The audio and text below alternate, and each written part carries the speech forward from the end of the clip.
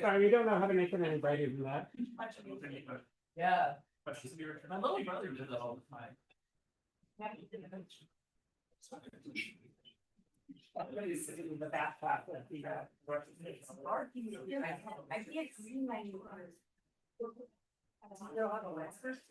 What? Stop now. Then we'll post our review to our. Oh my God. Let's talk about it.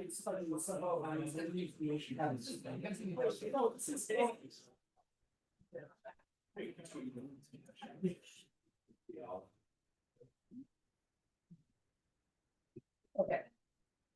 Is that it? Yeah. That's great. It's okay. I can be loud. I don't think I do any of the microphone. It's good practice. That is true.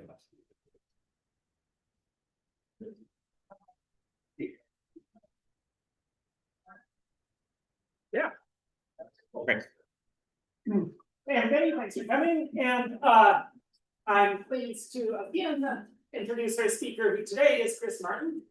He's coming to us from Berkeley, where he is the curator of theology at the Museum of Vertebrate Zoology, which is a historic position to have. Let's see. I've known Chris since he was a grad student at Davis, and the entire time has been doing amazing stuff with fish. Wonderful.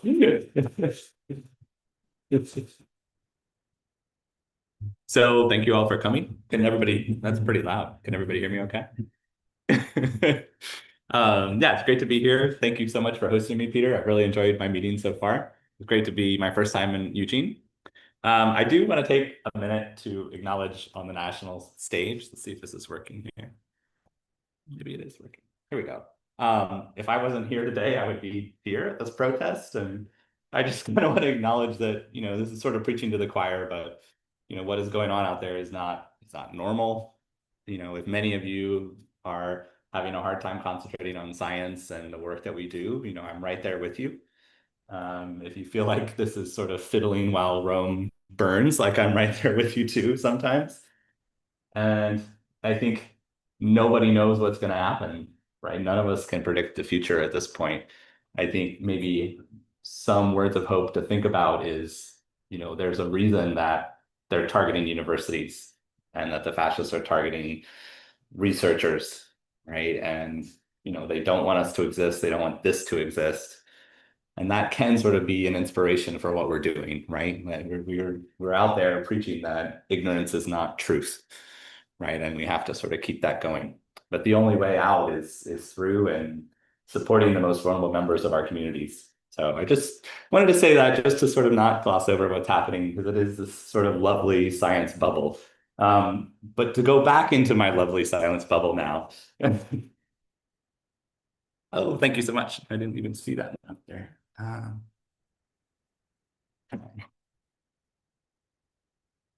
Great. Okay. So, as Peter said, I'm curator of ichthyology at Berkeley, and fishes represent more than half of all vertebrate diversity, right? You are a fish. Our ancestors had fins. Mammals are a type of fish, right? We're nested within this awesome radiation of fishes on this planet. And indeed, not exactly our ancestor, but Tiktaalik was, somewhat similar to all these fishopods that colonized land, right? This is in our family tree. My lab has studied adaptive radiation, the rapid evolution of new species, since I was a grad student at Davis. Or not my lab, but that's what I've been studying, right? And we see all kinds of different adaptive radiations on this planet. Essentially, that's just the new species rapidly evolving in the same place. I'm going to go with a really loose definition here. But within fishes, we see the extremes of the diversification process.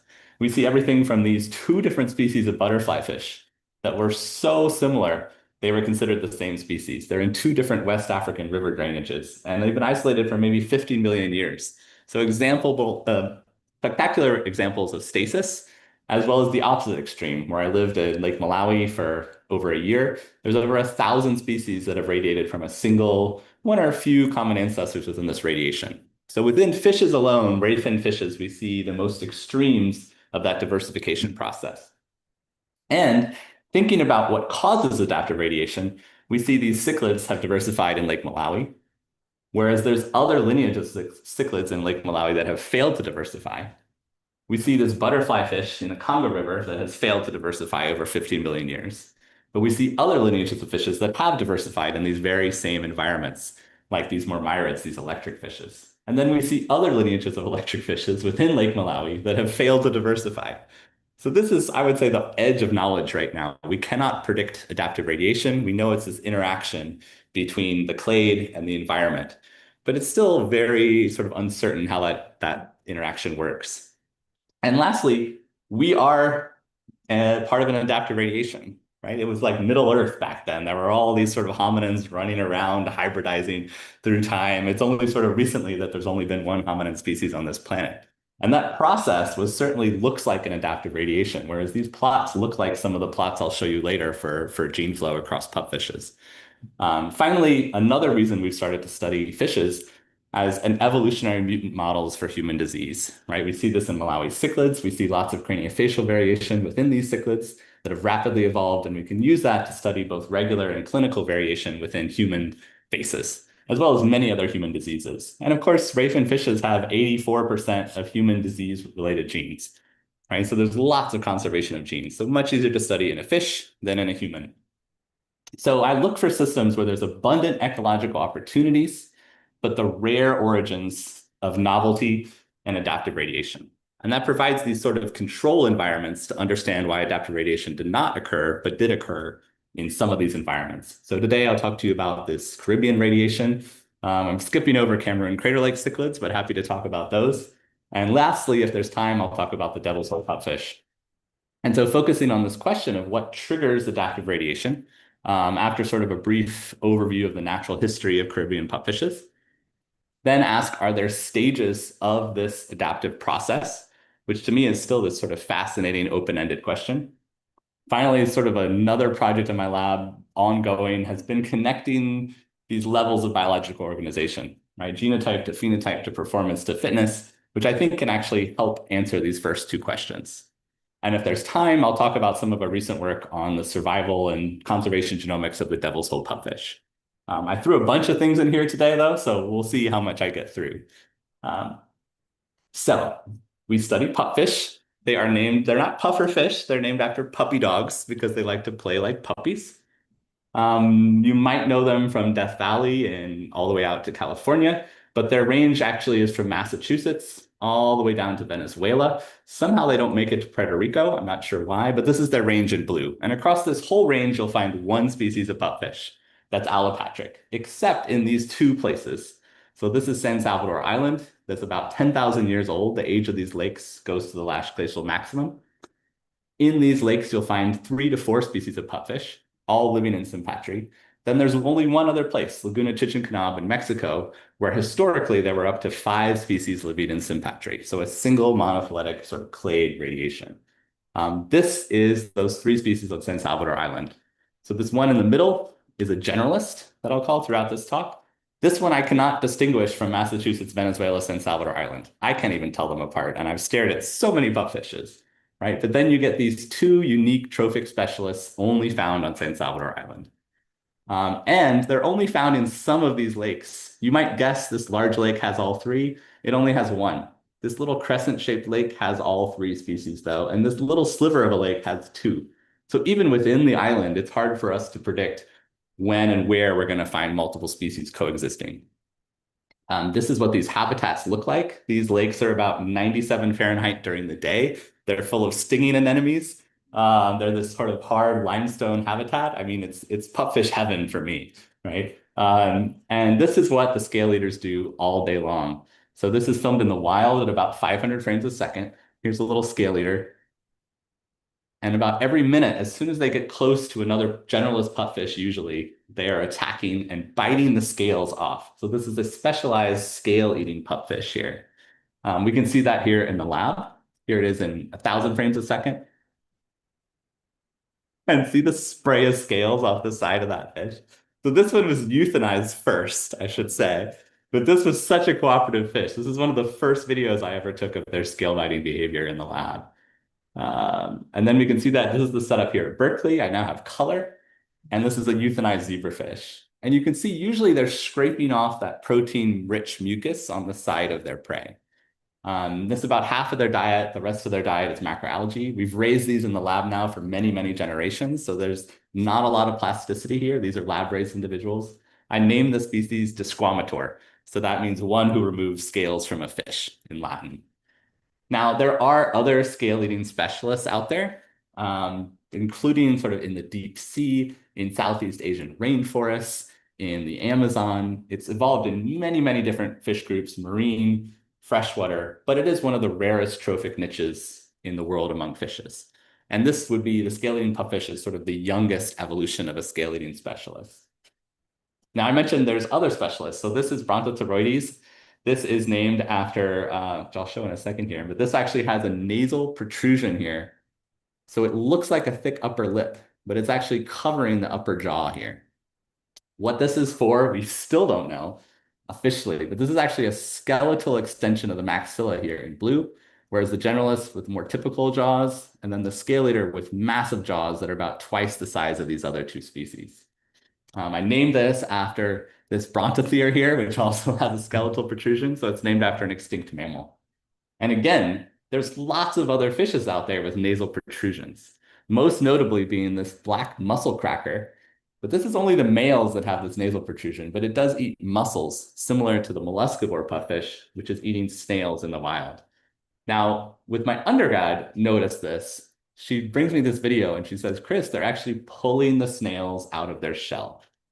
So just like some African cichlids, these things are so small, they can't eat the entire shell. So they sneak up on the snail, they grab it, they shake it, and they eat just the snail body. So we've tried to see if the nasal protrusion is involved in this, and so far it's inconclusive. Now, there's a second radiation. This is Laguna Chichincanab in Mexico. Again, the age of this fault lake is about 8,000 years with 5 endemic species. Here's what it looks like. Again, these are shallow. It's sort of a long, shallow, slightly salty lake, pretty similar to San Salvador Island. Here I went in 2022 to collect. We found 3 of those 5 species that were still out there. The generalist, again, this is a different species of generalist, but looking really similar to the San Salvador Island generalist. And then we have a different set of trophic specialists, even in this very similar lake environment. So this is what we call the thick-lipped specialist, which seems to eat a lot of clams. And this is a zooplanktivore, which we've confirmed does eat copepods, and it schools out in the open, and it's got these massive sort of eyes sockets. So its eyes are incredibly close to its upper jaws, which are more fragile. And in the lab, this zooplanktivore is one of the only adults that happily eats newly hatched brine shrimp. So they have these sort of jaws that appear to be optimized for suction feeding on these small prey. Now, sure enough, yes, the rapid diversification of San Salvador Island oral jaws is up to 1,400 times faster than the pupfish on other islands. So one of the fastest rates of craniofacial diversification that has ever been measured, right? Because these are young species. we see the same thing for Chichen Kanab, but for a different set of traits. So here, tooth length is evolving about 150 times faster than other islands. And that's driven by the zooplanktivore, which has incredibly short little teeth. Okay, so there's only two places, right? What triggers adaptive radiation? There's fish scales everywhere in these environments. Why are there not scale eaters everywhere? Especially knowing that scale eaters have evolved in so many different environments. Right? I've been obsessed with this question since grad school, and I still haven't fully answered it, but I'll try to answer some of it today. So first of all, these are very similar large saline lakes with very few, basically no piscine predators, and only 2 competitors to 3 competitors in these lakes. In both cases, it's a mosquito fish, and sometimes silver sides in some of the San Salvador Island lakes. That's it. So we know that predator-free space is important for the evolution of adaptive radiation. And I should stop my talk right here and walk away. We'd be good, right? This is sort of what the literature says, right? Ecological opportunity, not enough predators, you get adaptive radiation, right? But if I personally visited these islands neighboring San Salvador Island, which was amazing, of course, and backpacking across the Bahamas, collecting all these pupfishes, and on all these neighboring lakes, you get very similar ecology, very similar mangrove, limestone geology. You get the same predator-free environments on the neighboring Bahamian islands, but only generalist pupfish, compared to here on the left, where you get all 3 species coexisting. We've started to look at some of this before the Bahamas shut down all research in 2018. But across these environments, you get similar macroalgae communities, identical fish communities, similar lake sizes, similar genetic diversity, similar morphological, dietary, isotopic. We've looked at macronutrients, micronutrients. Everything we've looked at suggests that ecological opportunity is not sufficient to explain this pattern of adaptive radiation. Right? And here's where one of my first grad students, Emily Richards, comes in. So if it's not ecological opportunity, maybe it's patterns of genetics, gene flow that are involved, right? So we started out by sequencing over 200 pupfish genomes to about 8x coverage. And this is both across the Bahamas, as well as all the way up to North Carolina, Dominican Republic, Venezuela, and yeah, we didn't have that many from Chichen Kanab at the time. And first of all, what we noticed about the genomes of these 2 specialist species is that, yeah, there's lots of population structure here. We can separate them genome-wide, but there's only 157 SNPs that are fixed between these specialists.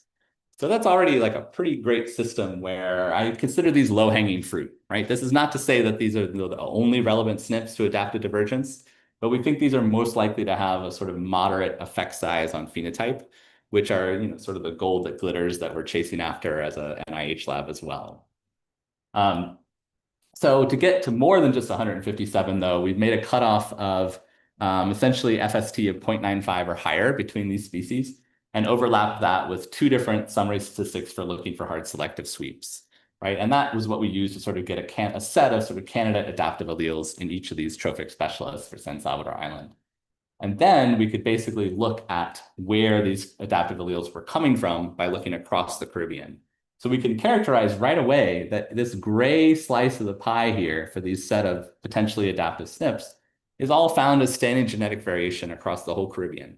So multiple sites, at least 2 different geographic regions where we're finding to build a molluscivore, essentially there's not a single de novo substitution that we could find that seems to be sort of in that category of highly likely to be candidate adaptive alleles, right? And here for the scale eater, we only see about 2% of that adaptive variance are de novo only found on San Salvador Island. Everything else is standing genetic variation or introgression, so gene flow from other sources in the Caribbean. And where is it coming from? So this is this orange slice, which is overlapped with F4 statistics to look at where this gene flow is coming from, right? And it could have all been coming from the DR or something, right? Like there were all the species there and then they moved over here. But what we see, and these are the sort of size of the slices of these pies, is that introgression is coming from all parts of the Caribbean, from North Carolina, from another neighboring island of Nassau, from Dominican Republic, but not from Venezuela. So Venezuela is the one sort of exception here because it was a recent colonization from probably this region of the Caribbean. And then we see that same pattern for the molluscivore pupfish as well. right, is to build the molluscivore, you're starting with standard genetic variation, you're bringing in introgression from all over the Caribbean, not just one site. And finally, what's triggering that radiation? So far, we've sort of mostly just looked at this with tree mix. But in sort of an unbiased way, we can say, okay, give us the top 3 or 4 strongest introgression signals across this tree. And here in orange, we see the strongest signal of introgression into the root of this San Salvador Island clade. And so that at least starts to suggest that increased gene flow is triggering adaptive radiation in this radiation. And if we look at the sort of biogeography or the geography of San Salvador Island, it's actually surrounded by not much continental shelf at all. So about 15,000 years ago, sea levels were 120 meters lower. San Salvador Island was basically the same size. But nearby, we have the Grand Bahama Bank, is this massive island, so that there would be lots more genetic diversity, potential for adaptive variation, sort of come over here and trigger the radiation as those lake levels filled up. Now, what about Chichen Canab? So it's isolated here in the center of the Yucatan. Slightly salty, you don't get the other native Yucatan sort of freshwater fishes invading historically.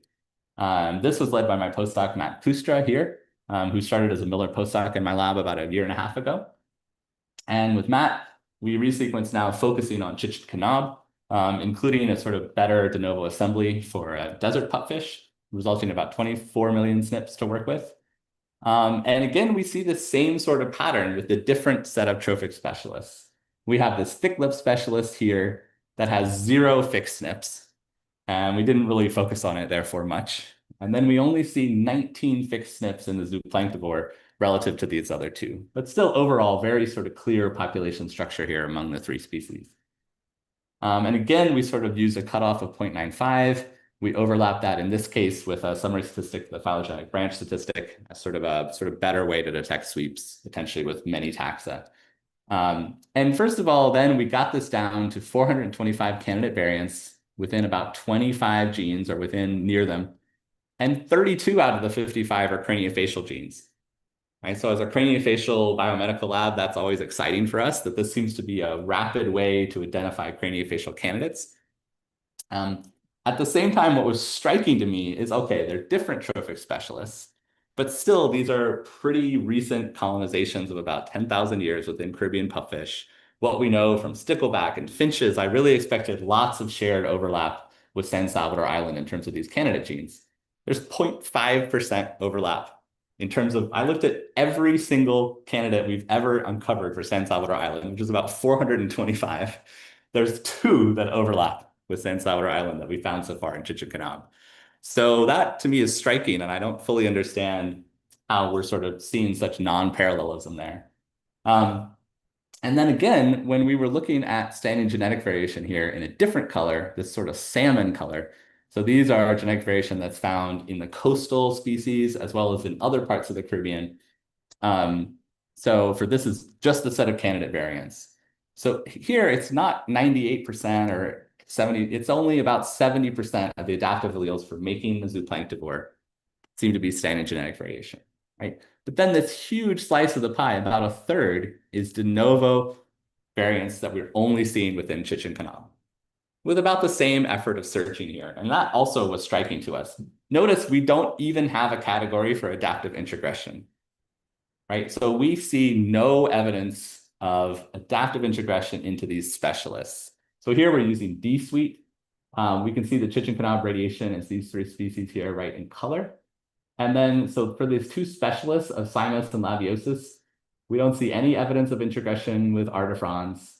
We see none with each other. There's a little bit between Beltrani and artifrons, but these are sort of both generalists, right? And then these white blocks here, we see no evidence of introgression with anything else across the radiation of cyprinodon. And that was also a big surprise to us. But maybe in retrospect, Yucatan is isolated, right? And so San Salvador is not, right? And sometimes the geography really is that symbol. Also, we found the genetic diversity of Chichen Canab, I think it's about 1/3 as much as San Salvador Island. But we're just seeing a much more important role for de novo mutations in terms of bringing us to that zooplanktivore phenotype. Okay, so what triggers adaptive radiation, right? Definitely you need ecological opportunity, but it's not enough. Maybe you also need gene flow from multiple source populations, but maybe not in the case of Chichikanab, right? So there appears to be this key role for de novo mutations in trophic innovation, right? And even with the scale leader, we do see those at the very end. I'm getting ahead of myself here. We do see a small slice of the pie that is de novo. So are there stages of adaptive radiation in this process? So this sort of goes back even all the way back to Diamond, I think. But some of these classic papers started out in Lake Malawi, where they said the first thing you see is habitat divergence, then you see craniofacial diversification, and then you see differences in color between these species of 1,000 species. And it's now widely regarded, no offense to these authors, but that this is wrong, right? And this is one way to interpret this pattern of extant text only. But another way to think about this is that this trait here of color is changing rapidly throughout the tree, whereas habitat divergence is changing more slowly. And what they didn't show in this figure is that there are habitat specialists that are sister species that have recently switched back and forth, right? And I can go on and on about Lake Malawi cichlids, just ask me, right? But there's another way to look at the stages of divergence when we have these really young species, right? And that's by looking at the age of adaptive variants, as well as dating selective sweeps. Right, so here we're just using a really basic sliding window approach of 50 kb windows, looking at time to most recent common ancestor for just these adaptive variants that are found within the scale leader here, right? And with that, we can classify them again into sort of things that are found in cytogenetic variation, things that are introgressing from 3 different regions of the Caribbean, as well as things that are found de novo, right? And what's striking to us right here is the age of San Salvador Island lakes is around here.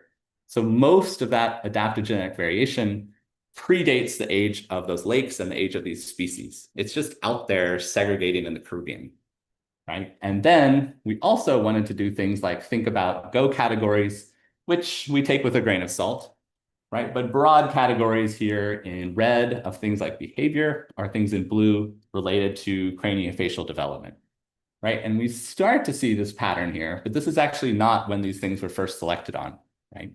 To get at that, we used star TMRCA, which is a method from Graham Coop's lab, timing the selective sweeps in the scale leader. And we see that the first 3 out of 4 sweeps with sort of the earliest selection are all potentially related to feeding behavior. Things like prolactin, which is found increased hunger in mice, and things like CFAP20, which is a neuron, basically axon regeneration gene, right? So broadly, we're telling stories here, but we're very interested in this idea of is behavior selected on first and then morphology during the course of adaptive divergence. So we do see that suggestive pattern. And then I would point out here, one of the last things to be selected on is twist 1. And so this was our only non-synonymous substitution that was de novo and found only on San Salvador Island. And indeed, this proline to histidine substitution is actually that's the only substitution found in any vertebrate on GenBank that we know of. And it's only found in that scale leading species. And twist 1 is this really well-known sort of craniofacial gene as well as cancer regulating gene. So it seems like very clearly that this is probably a great candidate for looking at craniofacial changes and phenotypes in C. dischromator. Right, and so what we called this was sort of from Lenski's work, that there's a final stage of adaptive radiation, the refinement stage, right? And so almost everything else we're seeing here is regulatory, which I didn't go over, it was on one of the slides. Only about 2% are coding changes, right? And we finally get to here, these amino acid changes seem to be coming last during adaptive divergence, which makes sense when these are expected to be the most pleiotropic changes. Right, so we expect at this point, if this change was made in a generalist, it would probably be deleterious. But when it comes in at the end of the sequence for a scale leader, it's beneficial. And of course, that's something we really want to test with CRISPR. But we're not quite there yet. Then we were also able to do the same sorts of reconstructions with the Chichikanab species. So this is pretty recent work from Matt. And here again, we use star TMRCA to time these sweeps. And we see again that not all the sweeps are happening at the same time. There's a stage of adaptive divergence. We can look at these genes that are in sweeps and we can characterize them as essentially behavior or craniofacial. And here we see no pattern. It's just spread all out. There doesn't seem to be a behavior first or craniofacial first pattern at all.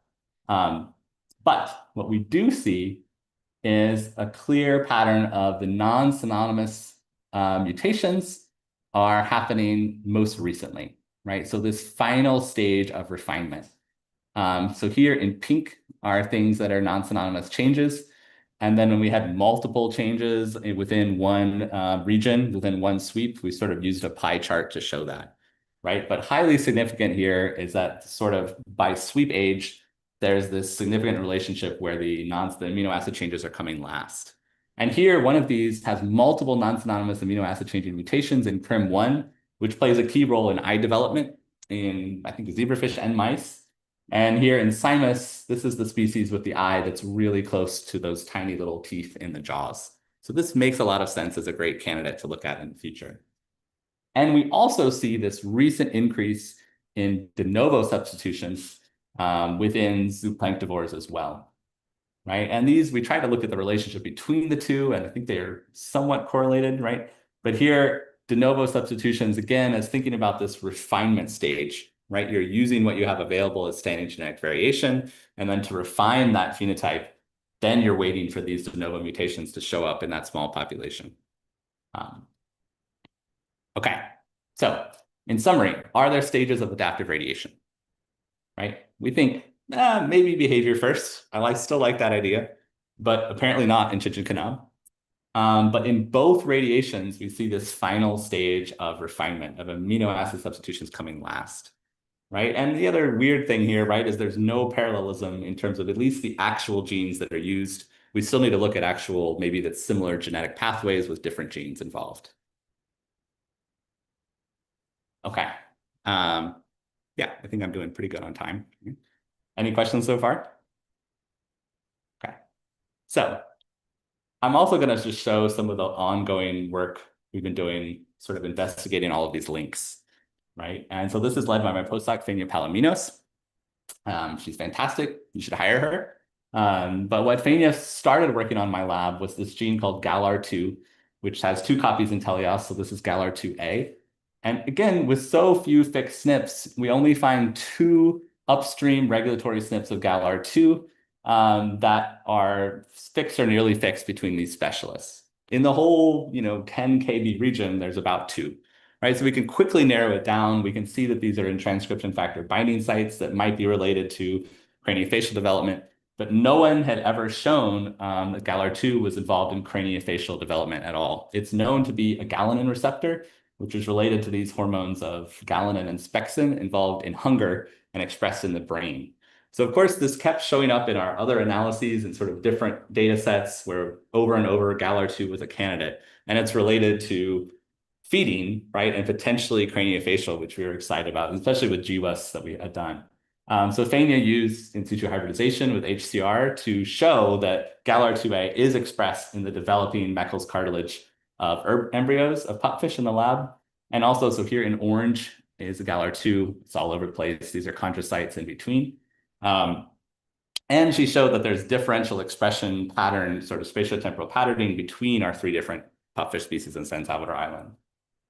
And then we can go and use these existing chemicals that inhibit the GALR2 pathway. And she showed that within scale eaters, I didn't show the data slide here, but I think it's really fun to see the embryos. But essentially, their jaws are reduced when we inhibit the GALR2 pathway. So we also sort of have a sort of mechanism here in thinking about cell proliferation as well. Then some other work Fania has done, again, sort of looking at these candidates, is tissue-specific transcriptomics, where we've just looked at craniofacial tissues. So basically like cutting off essentially the face and also cutting off the tail as sort of a control, non-rapidly diversifying region, and then overlapping those 2 to say what genes are uniquely expressed in facial tissues at 8 DPF, so 8 days post-fertilization, right? And then we started to overlap that with our set of candidate adaptive variants. And this is like, it's amazing to me to see do like a bulk RNA-seq study, and we do this overlap and we get 1 gene. I just kind of love that, right? And this 1 gene was actually already one of our candidates from earlier studies, so that we actually already had done in situs for this and verified that we have, at least with this study, 2 more genes that are novel craniofacially expressed genes with this sort of non-model system. We're starting to do this with Chichen Kanab as well, where we have a really well-known tooth development gene, Wnt10A. And here in red just shows this clustering of introns and regulatory regions around Wnt10A of things that are fixed or nearly fixed within the zooplanktivore. Relative to neighboring regions, there's nothing, right? So this seems like an excellent candidate of something that is related to tooth development. When we inhibit just the overall Wnt pathway in pupfish in this species background, we do get a change in tooth width. So we can manipulate tooth size now as well. And this has been a really promising system for identifying many, many more candidate craniofacial genes, which are not known from model systems to be involved in craniofacial development, right? We have on the left here really good candidates that are showing up. So that gives us some confidence. And then on the right here are all these candidates now in black where we haven't tested them yet, as well as 3 that we've at least verified with in situ hybridization of craniofacial tissues. We do have CRISPR working as well in pupfish. This was targeting the OCA2, this ocular albinism gene. It's pretty subtle, but sort of consistently, we targeted 3 exons, and for one of those 3, our guide RNAs seem to have worked, giving us at the same sort of split broods that we see these lighter phenotypes that somewhat persist into the adults here versus the wild type. Right? And so we want to start to target these regulatory regions and knock out some of these genes as well. So that's our genotype to phenotype connection. What about phenotype to fitness? Right? And here I'll go through fast because I think some of you have heard me talk about this maybe way too much. But we can think about answering this question of 98% of genetic variation to build a scale leader is found everywhere, right? Then maybe what's constraining adaptive radiation are performance and selection constraints, right, across the Caribbean. Right? So what we want to do is actually measure the fitness landscape, which to me is this beautiful idea and empirical surface that we can measure, first proposed by Sewell Wright. This is sort of his first drawing of these genotypic fitness landscapes, later extended by Simpson to phenotypic fitness landscapes. Then Arnold in the 80s extended this to the idea of a performance landscape, right? So performance as well is this complex mapping between the phenotype and performance or phenotype and fitness, right? It's not just this Gaussian distribution. And finally, I was sort of part of this review of thinking about how do we overlap performance landscapes onto fitness landscapes, and how does that constrain macroevolutionary diversification, right? Because ultimately, that's the goal here, is to connect all these levels. So I started on this project as a grad student, rearing thousands of F2 hybrids between those scale eaters, molluscivores, and generalists across 2 different lakes, tagging them in the lab, bringing them back to wild in my checked luggage, putting them in field enclosures for 3 months. This is sort of what that looked like, the first iteration, breeding them in the lab as well to look at parental phenotypes, and finally plotting those parental phenotypes in a discriminant morphospace. So we can see sort of, these are not the ones that went to the field, but just for reference, this is the phenotype of the generalists, the scale eaters, and the molluscivores here on the left. And then within that space, we can plot the phenotypes of those fish that died from the initial photographs here in gray, as well as those that survive here in black. So this was that first high density fitness enclosure. And fitting the thin plate spline to that data, we see this complex fitness landscape, right? Essentially here in 2 dimensions, right, where the probability is going up from 25% survival over here, down, then up again, all the way down to below 5% survival. And this is much more fun to look at in 3D. So here it is in 3 dimensions. Right? And what's striking, right, is that this generalist phenotype, the one that's found all over the Caribbean, is on an isolated fitness peak, separated by a small fitness valley from a higher fitness peak for that molluscivore. So within that tiny little field enclosure, there's 2 different ways to survive. You can be a hybrid that looks like a generalist or one that looks like a molluscivore. And if you look like a scale eater, you die.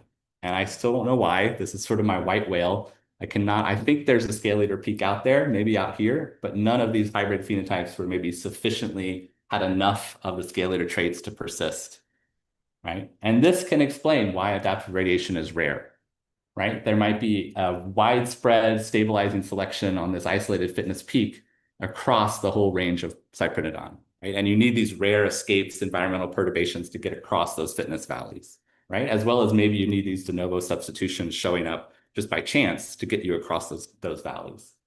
Now, I did this again as a postdoc, which I don't recommend. Tried to do it better this time, 4,000 hybrids, larger enclosures, more traits that I measured and fin clips and like a hurricane came, and I won't get into that. But long story short, here on the left is the repeated hybrid survival experiment, and here on the right is the original. And using things like generalized additive modeling, I could look at across the enclosures, and these are pretty similar. So the generalists are on a smaller fitness peak here. The molluscivores on a higher fitness peak, just like the original landscape, right? The scale leader, again, I could not find that scale leader peak. So then what we want to do is think about phenotypes and performance, right? And so to do this, it's entirely undergrad-driven team in my lab. This is Anson, who sort of led the effort to really show that AI machine learning could be used for tagging those videos I showed you at the beginning of this talk. So what we can do is we can use Sleep AI to automatically label landmarks on these images. And you'll see in yellow are the ones that the computer has labeled. And so basically I can do this in an afternoon and then run it overnight on our server, and it can measure hundreds and hundreds of videos. And so then we use these gel cubes to actually measure bite performance, right? So we want a performance landscape for scale biting to try to see, does that constrain diversification in this group, right? And once we have this sort of raw data of coordinates, first of all, Sleep works really well. The pixel error here is about as good as my error at landmarking, like 5 pixels on that video that you showed. And it can do 114,000 frames in 12 hours, right? So this is more than I've measured at this point, but I don't even want to say how many fish, I've measured too many fish images at this point, but I never want to measure that many again, right? And then with that performance data, we can do things like, let's see. So basically we can take things like ram speed, jaw protrusion distance, peak gape, sort of classic measurements of fish biting performance, and associate that with the actual size of the gelatin removed. Now, this is generalized additive modeling, and here's showing us that the best model is one that takes into account not just a one-way spline, but actually a two-way thin plate spline is best fit to that data, including sort of linear effects of jaw angle and ram speed. So how fast is the fish moving over time? And then time to peak gape seems to not matter whether it's included at all. But just focusing on that two-way nonlinear interaction that's in that model, that's an interaction between peak gape, which is what's the widest they open their jaws, and peak jaw protrusion. They can swing their jaws and shoot them forward, right? So what's the peak distance that they shoot forward? And amazingly here, I finally have a scale eater peak, right? And it's this one. Whereas there's a valley here and a separate peak where the scale eaters and the generalists occupy. And then there's 4 plots here because this was robust across including just the certain types of strikes where they bite something off versus scrapes and misses versus the entire gel volume removed versus just the bite length. We over and over again see that there's 2 performance optima for scale biting, which was really surprising to me because we think of biting as something pretty simple, right? And to show you here, I had scale eaters as well as hybrids with scale eater ancestry. They were able to perform and occupy that higher performance peak. They were also able to occupy every other part of that kinematic performance space. So here we see only the generalists and molluscivores are restricted to just protruding their jaws a little bit, whereas the scale eaters can do a little bit or they can do a lot. And strangely, there's a valley here that I don't understand, where if you protrude your jaws intermediate distances, you're not getting off a big bite, which could be due to something about, like, the best hypothesis I've heard so far is sort of tuning of muscle lengths and relative muscle contraction distances. And I need to test that, but it's very much hand waving at this point. I really thought this would just be a linear ridge. So I did all this in order to overlay performance onto survival, right? And superficially, yeah, there's 2 peaks here, and there's a generalist peak too, right? But there's no scale eater peak in the fitness data, whereas there is a scale eater performance peak. It's just that one scale eater individual, we took sometimes up to 20 strikes. One individual can occupy this entire surface, right? Whereas the generalists are constrained to right here. So I haven't yet been able to figure out a good way to sort of put these together and ask, does the performance landscape constrain the fitness landscape? which is often the goal with these kind of approaches. And lastly, it gets even more crazy. I mean, I've been having fun at thinking about these linkages, right? So what about genotypic fitness networks? So this is Wright's original idea. He wasn't even thinking about phenotypes. He was thinking about discrete networks, right? And even going from just 5 haplotypes, it's 243 different pathways through that genotypic space, right? You can think about wild type here and going to sort of all the minor alleles on this side, right? So he drew that pathway. So this is definitely the curse of dimensionality. And my postdoc, Austin, who took this on right as he joined my lab as an NSF postdoc. He's now at Arcadia. He did this over the pandemic, so it was this sort of crazy thing where he's in a cabin by himself working on this crazy project. But what we did is we sequenced some of the hybrids from those field experiments, just 140 roughly. And first of all, we had wild types, and sure enough, our hybrids have different ancestries, which is good. We had this replicated across 2 different lakes where we did the field experiments. And sure enough, we actually did find some SNPs associated with fitness in those enclosures. None of them are craniofacial genes, unfortunately. They were all related to things like fish growth rate in other studies. And then what was surprising is that when we include, even with just, usually those fitness landscapes were calculated from thousands of hybrids, right? Here we only had 140 without the genotypic data. It's a flat surface, not enough power. But when we add in the genotypic data, again, we're able to estimate a nonlinear surface as the best fitting model, right? So the genotype there is sort of controlling for deaths due to reasons that are not related to craniofacial morphology, we think, right? And so by taking out that sort of noise, this was based, again, on just linear measurements of craniofacial morphology mostly. But what we want is a genotypic pathway from generalist to scale leader, right? Like, how do we do that?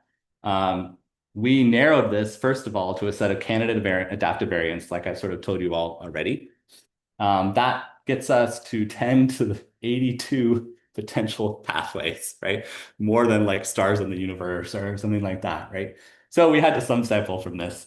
And with subsampling, even this 10 SNP network gives us an idea of what we could do. So we could subsample from those hybrid set of adaptive variants within hybrids. So 5 adaptive or 10 adaptive variants here. So all the hybrids are in gray. And then we could look at genotypic pathways from generalist to molluscivore to scale leader with hybrid intermediates, right? That's sort of the first step, is just look at those pathways. But then we want to think about what's the fitness of each of those intermediate steps here, right? So for each of these hybrids, we have fitness data, and some hybrids are, just because of subsampling that network, they're going to overlap with that haplotype, right? So for each haplotype, we calculated the mean fitness, which sometimes might just be a 0 or 1 if it's sort of a rare haplotype, or it might be a haplotype where we have multiple hybrids with that same haplotype. And so what we can then think about are accessible fitness paths in space. So essentially, starting from a generalist, we want to find paths through that genotypic network where fitness increases at every step or stays the same, right? And this is sort of the standard definition within the fitness network field. And this is sort of thinking about what that looks like, right? Like, this is an accessible path. This one goes down, so this is not an accessible path. And we can think about mutational steps as well. And here, because we have 3 species, so then this was still too much computation. We had to go down to 5 SNP genotypic networks. So haplotypes with 5 loci. We could start here a generalist. So we'd randomly pick a generalist starting position, and then randomly pick either a scale leader or a scale leader or molluscivore finishing position, and then calculate all the paths and as well as their fitness to look at how many accessible paths are there. So this is sort of what that looks like, right? So an accessible path must increase in fitness at each step. But here's a really simple one going here from generalist here to scale leader here. And we did that over 1,000 permutations. Here's another one, right? Going from generalist here to scale leader over here. And by summing all of those over time, we could say, okay, what's the median number of accessible paths in this network from generalist to molluscivore and generalist to scale leader? Now remember, in phenotype fitness landscape space, there's no path that goes from generalist to scale leader and increases in fitness. And I've actually looked in sort of that 30-dimensional space as well. There's no path. But here we find that about 2% of those paths, you can actually maintain or increase your fitness at each genotypic step. Right, so there's these sort of, just as Wright envisioned, right? There's these hidden genotypic networks passed through that space that you can cross a phenotypic fitness valley, no problem, if you're in the discrete genotype space.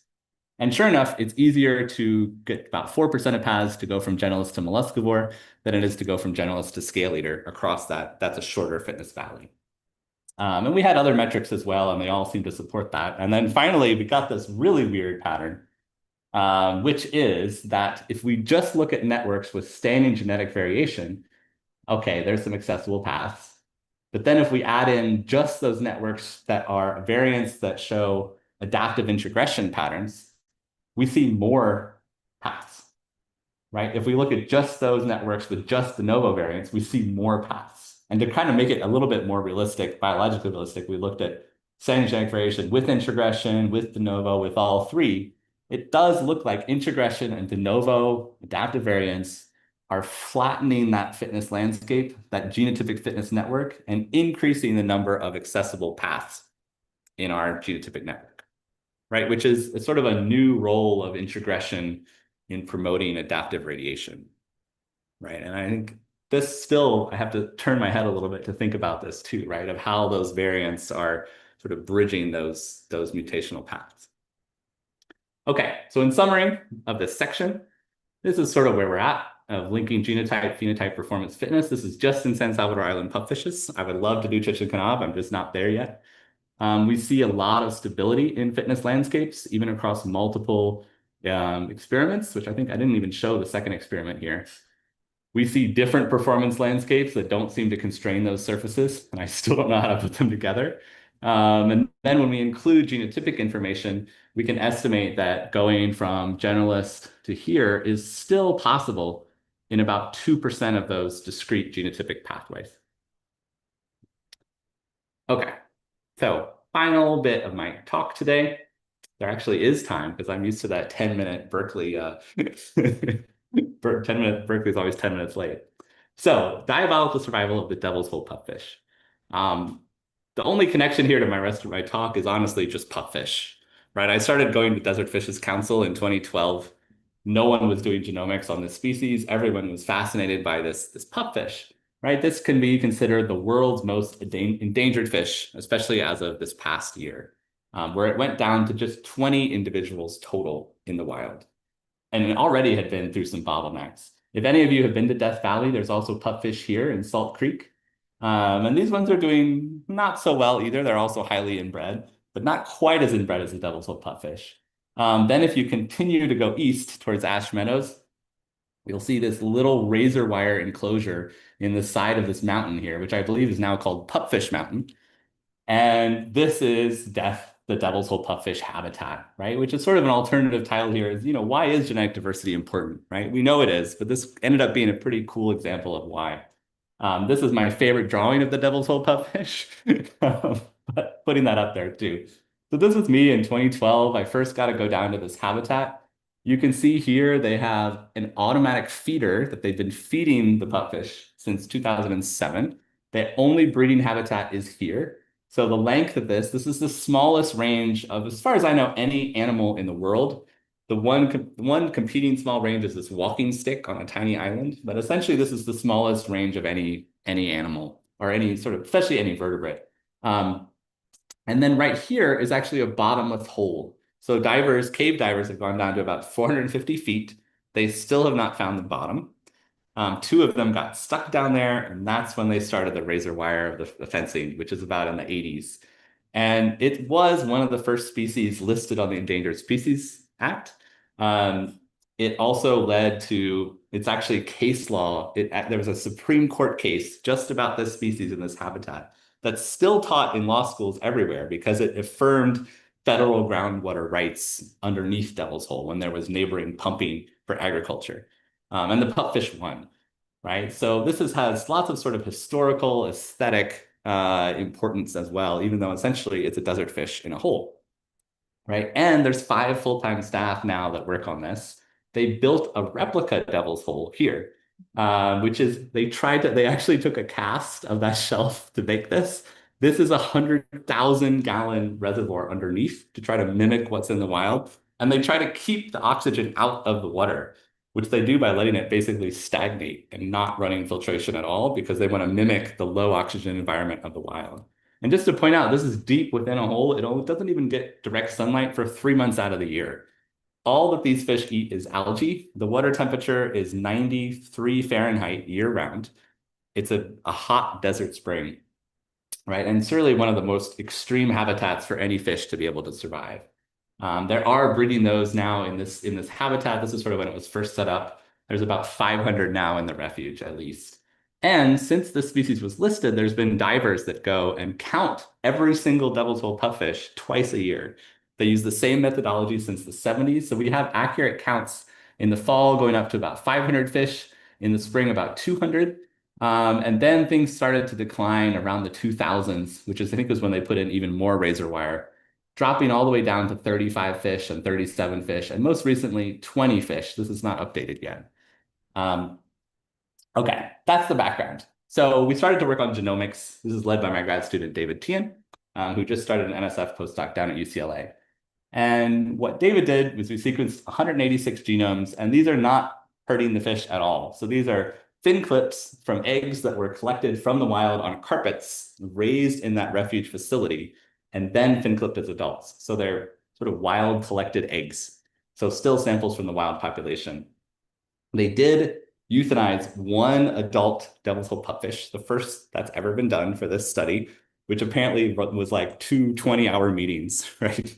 And so David was able to do de novo chromosome level assemblies with that because we needed a fresh sample that was stored in liquid nitrogen, essentially. Or actually, in this case, dry ice. And we worked with the paleogenomics core lab service from Beth Shapiro's lab, right, to do sequencing as far back as 1941, where we were able to get whole genome coverage, even though these things were formalin fixed and stored in ethanol since then. And surprise, surprise, this species has the lowest genetic diversity of any wild population measured so far, down on par with the San Nicolas Island fox and the vaquita.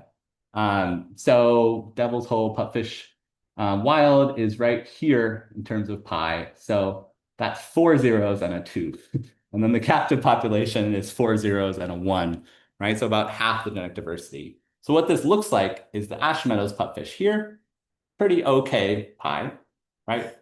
This is the devil's hole pupfish, right? So a genome size of 1 billion base pairs, we only find 60,000 variant sites. But the sort of surprisingly good news is that historical genetic diversity does not appear to have been higher than the modern 2020 population, right? And this is before that, but this is after 2 different bottlenecks of 35 and 37 fish. And this one has really terrible confidence intervals, but we're just estimating from these museum samples all the way back to the 1940s and 50s, and looking like, yeah, it just never really had that much diversity. Right, and then the captive population, which they spent all that money on, this is about reasonable to us, right? Because they're essentially collecting eggs from the wild on carpets, bringing them to the lab, sorting out the eggs, raising them individually, and dumping them into the refuge. But it's still a subsample of that wild population. So it has about half the diversity. But then we were able to use runs of homozygosity to look at inbreeding, right? And so these runs in red are really large tracts of homozygosity, so indicating very recent inbreeding. And then sort of smaller tract sizes here in sort of the lighter colors here. We have this for the museum specimens, from wild individuals, from refuge individuals. And then here, we also had one of the managers, Jenny Gum, started noticing that these wild type fish looking like this at about 5 DPF had slower or had normal heart rates, and that some of the fish at about 5 DPF were starting to develop the embryos here and then dying. So this is an embryo that she knows is going to die. So she was able to put it in ethanol for us, and we could sequence these embryos that were about to die, right? And we also had heart rate data for a subset of those embryos. So we can say that these mature adults, these at least like the healthy embryos, had faster normal heart rates compared to those embryonic lethal, the embryos that are about to die. And of course, she noticed that she said about a quarter of them died. right? So as a geneticist, I'm immediately thinking, awesome, Mendelian, right? Like, deleterious. We did a GWAS for basically survival or not. So whether you're an adult or whether you die as an embryo, and we see, it's oligogenic at best. And then what we did look at, though, is we also could basically use inbreeding coefficient to predict survival probability. And it highly, highly predicts survival probability. So even in the lowest genetic diversity population in the world, inbreeding does still matter. If you are more inbred, with up to 50% of your genome being runs of homozygosity, you're highly likely to die, right? 10% survival probability, right? If you only have about 10% of your genome being runs of homozygosity, you're doing pretty great, right? And so this is also useful for management to sort of do, maybe better pedigrees for breeding these, but they're not quite there yet. Then we also looked at homozygosity mapping. So thinking about, are there two candidate genes here that actually are in some of those embryonic lethals, but not found in the adults? And we find, of course, heavy mutation load in DHP, where there are many more loss of function mutations that are fixed compared to these outgroup species. And again, with those, we find 37 loss of function genes within DHP that are fixed, not found in the ARC groups. I'm going to go fast here because I suddenly ran out of time. We find some genes that are deleted. And I won't talk about this, but we actually did try to estimate the mutation rate in devil's hole pupfish as well, essentially leveraging that inbreeding resulting in autozygous segments, counting mutations. It's still iffy, and it seems to be sort of in line with other blue estimates of teleos fishes. So yeah, their mutation rate may be in line with Lynch's hypothesis, maybe not. I'm still kind of on the fence about this one. And of course, what we really want to do is restore the genetic diversity of that population with CRISPR. And just to sort of put this in context, this is a news article, New York Times, saying how great the population was doing. Less than a year later, population drops to 38. Even that was them kind of twisting the numbers a little bit because they introduced refuge fish right away when it dropped to 20. So with that, I want to thank you all for your attention, all of these funding agencies, and my fantastic lab over the years. Thank you all.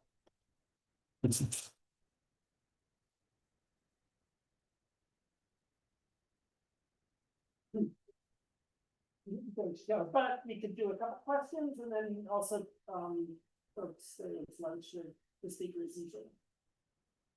Anybody got any questions? Yeah. You need to go where there's no pupfishes in Puerto Rico. Oh, I mean, well, there's the Mona Passage. Okay. Yeah. But I still am surprised because I do, we find evidence of gene flow in the desert. So it seems like they could be getting swept over there by hurricanes, but I guess the hurricanes are always going the wrong way. And then we do know they've gone down to Isla Margarita in Venezuela, which was pretty recent, probably through big storms. But yeah, you can be the one to introduce them. Don't. Other questions?